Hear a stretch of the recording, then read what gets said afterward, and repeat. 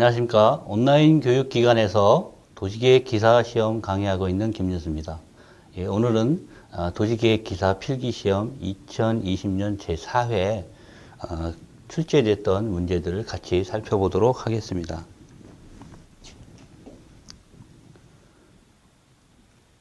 예, 첫 번째 과목 도시계획론이 되겠습니다. 자, 첫 번째 문제. 고대 그리스 도시의 특징으로 틀린 것은, 시험 문제 출제에 가끔 헷갈리니까 틀린 걸 묻는지 또는 맞는 걸 묻는지를 이렇게 표시를 해두면 좋겠습니다. 그래서 착각에 의해서 혹시 틀리는 문제가 발생하지 않도록. 왜냐하면 이게 까딱 실수하면 이게 아는 문제들도 틀릴 수 있기 때문에 그런 것들을 신경 쓰시면 좋겠습니다.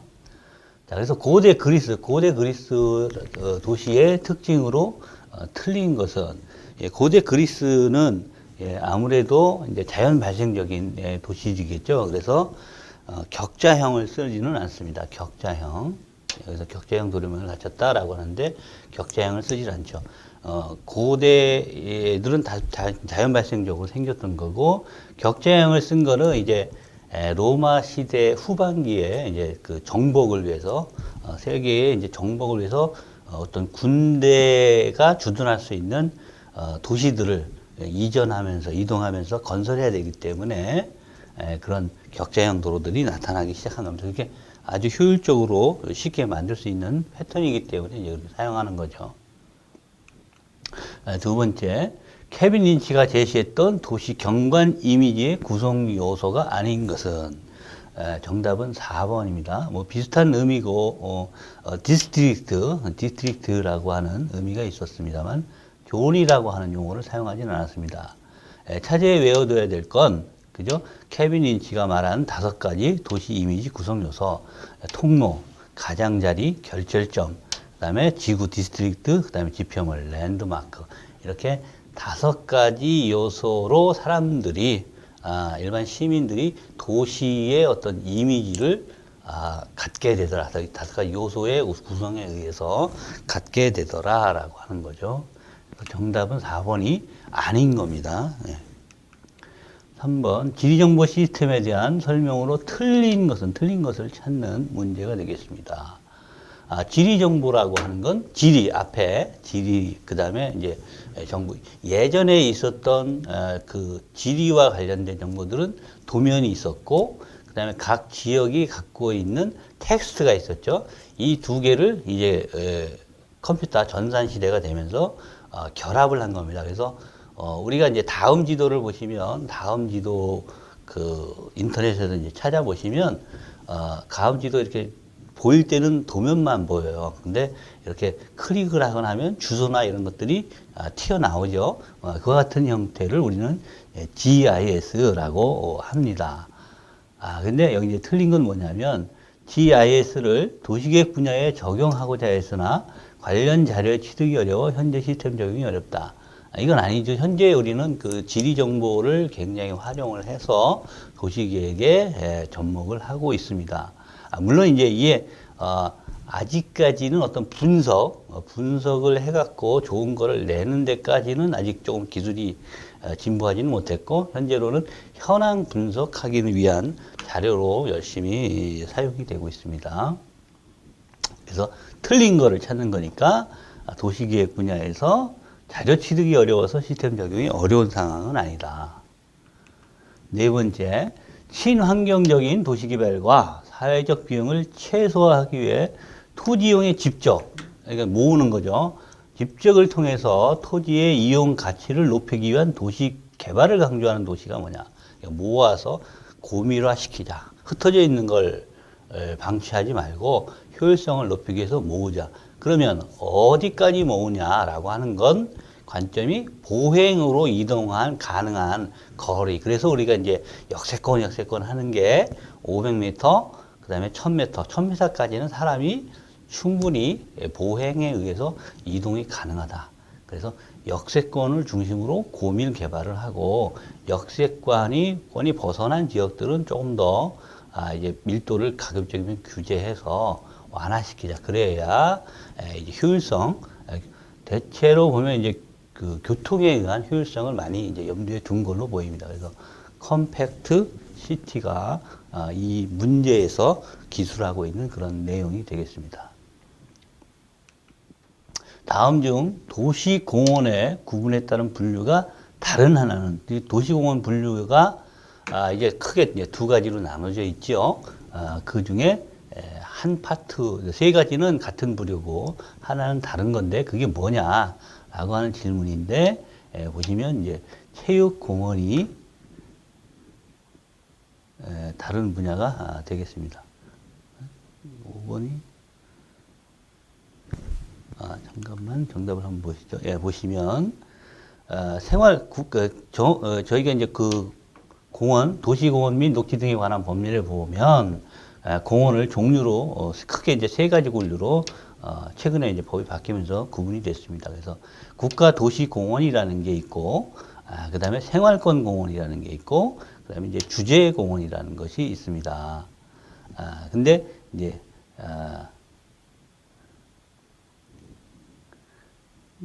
이게 정답 처리가 잘못 표시가 됐네요. 이제 어린이 공원이 좀 다른 내용인데, 정답 표시가 좀 잘못됐습니다.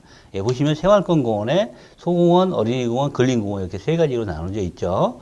그리고 나머지는 이제 주제 공원입니다. 생활권 공원 외에 다른 공원들을 주제 공원으로 구분하고 있는데, 역사공원, 문화공원, 수변공원, 뭐 묘지공원, 체육공원 뭐 이런 것들이 주제 공원으로 분류가 됩니다. 그래서 정답은 1번이 다른 거니까 1번이 정답 처리가 되겠습니다. 여기 표시가 잘못했네요. 참고하시면 되겠고요. 자, 6번.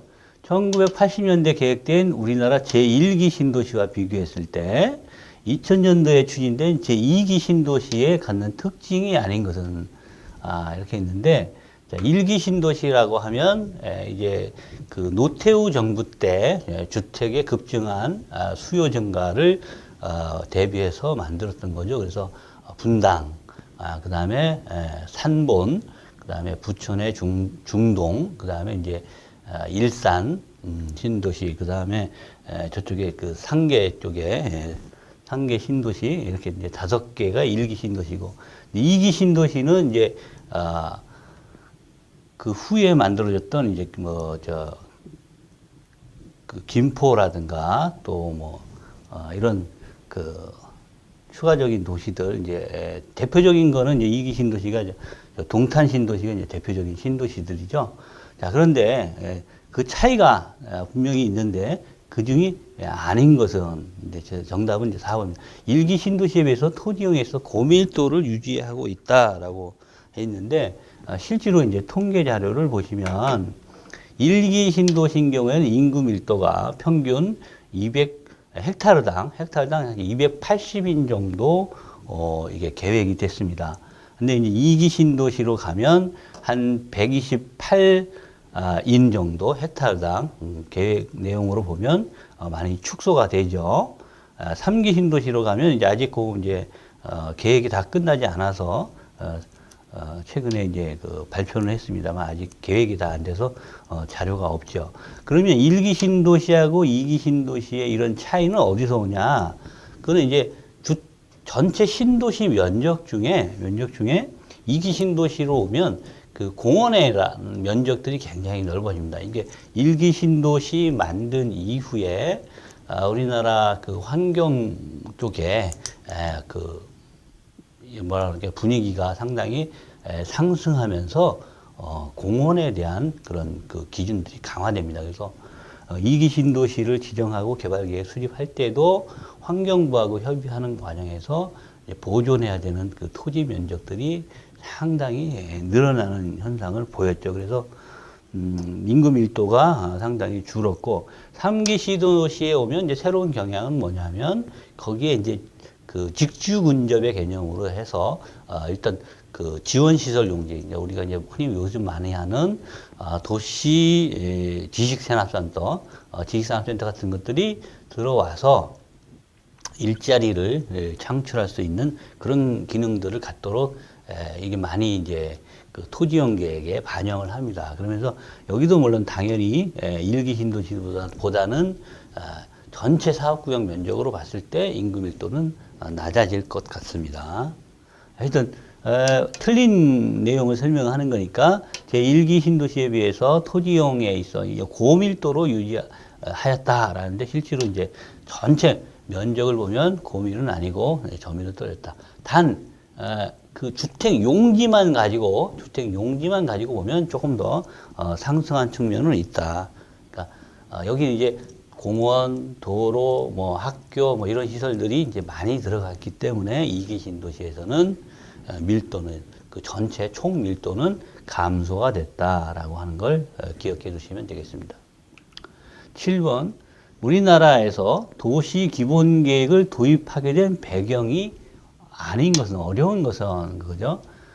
그래서 첫 번째는 틀린 것이 주민 참여의 구체적인 실현 때문이다라고 하는 게 이제 틀린 내용이 되겠습니다.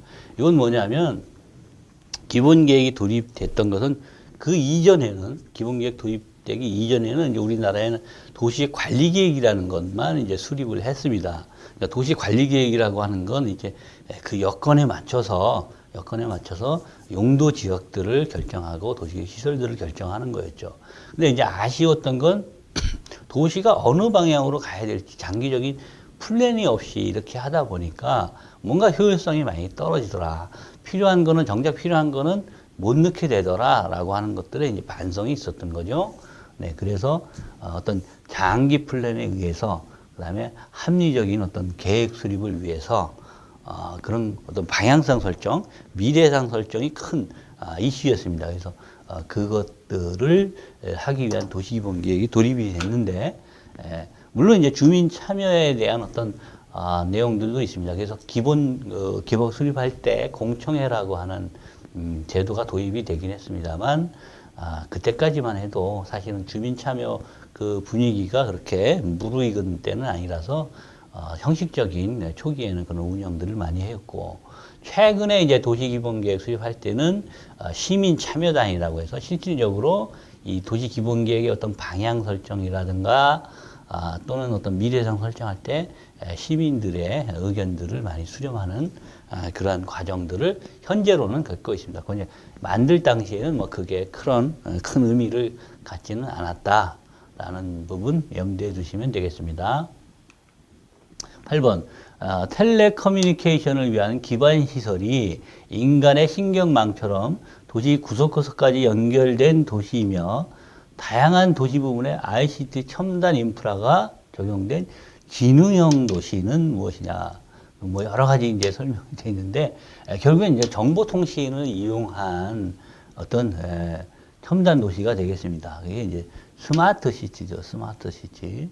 에코와 그린 시티는 이제 비슷한 어떤 환경적인 측면이 강조된 거고, 컴팩시티는 아까 말씀드린 역을 중심으로 한 어떤 보행권, 역세권 내에서 압축 개발을, 고밀 개발을 하자라고 하는 게 컴팩시티의 개념이 되겠습니다.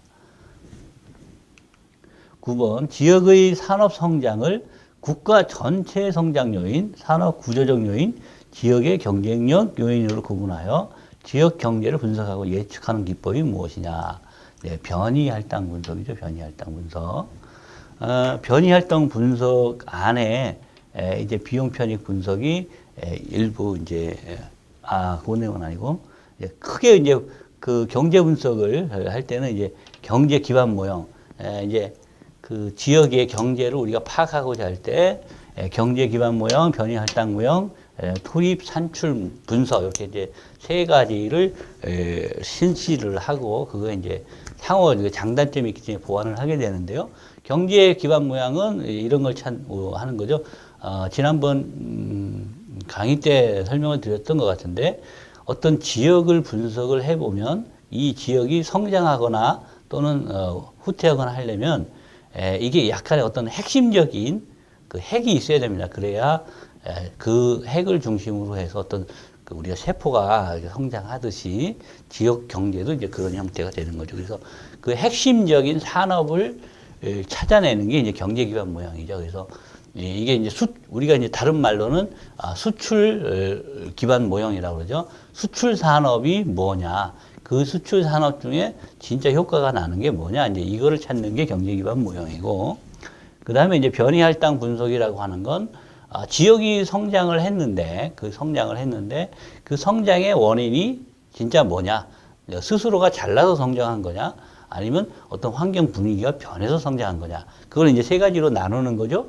국가의 어떤 성장, 그다음에 주변 지역의 성장, 또는 그 어떤 산업, 그 지역에서 이제 잘 나가고 있는 산업의 어떤 분위기 변환, 이 세 가지 요소를 가지고 어떤 게 영향을 많이 미쳤나를 분석을 하는 게 변이할당 분석이고, 그 다음에 투입 산출 분석이라고 하는 건, 일종의 이제 그 산업 전체의 구조를 파악하는 거죠. 투입 산출 모형이라고 해서, 그 해, 한 해에, 예를 들면 어떤 한 해에 총 생산되는 어떤 그 생산물, 그리고 거기에 총 투입되는 어떤 원료들, 여기는 이제 뭐 인건비도 들어가고 뭐 서비스 이런 거 다 들어가는 거죠. 그런 어떤 산업의 내용들을 분석을 해서 관계를 분석하는 거죠.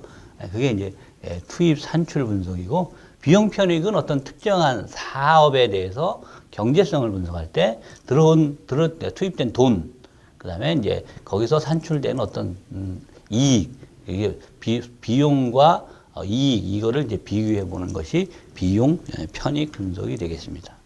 그래서 위에 이제 9번에 문제에서 설명하고 있는 건 변이 할당 분석을 설명하고 있는 내용이 되겠습니다.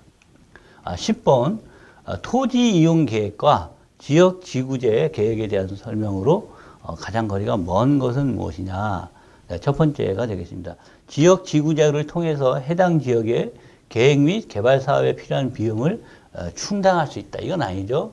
지역 지구재라고 하는 것, 대표적으로 우리가 이제 도시계획이라고 하고, 큰 의미에서 도시계획 그 안에는 구체적으로 들어가면 이제 토지이용 계획이라고 하는 걸 하게 됩니다. 대표적인 게 토지이용 계획은 즉 지역 도시계획이고, 도시계획은 즉 토지이용 계획을 말한다 보시면 되겠습니다.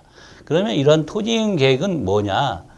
결국엔 규제입니다. 규제. 어떤 지역을 이렇게 설정을 하고 그 지역에서 할 수 있는 행위와 할 수 없는 행위를 정해서 토지의 범위를 정해 놓는 게 바로 지역 지구재가 되겠습니다. 그래서 2번, 3번 다 맞는 말이죠. 지역 지구재는 토지 이용 계획의 어떤 실현 수단이다. 실현 수단이다. 그다음에 우리나라의 지역 지구재라고 하는 건 지역재, 지구재, 구역재로 본다. 가장 큰 게 이제 지역이고, 그 다음에 그보다 좀 작은 게 지구고, 더 작은 건 구역이다. 이렇게 보시면 되겠습니다. 그 다음에 토지의 용도와 기능을 계획 지침에 부합되도록 유도하는 제도적 장치다.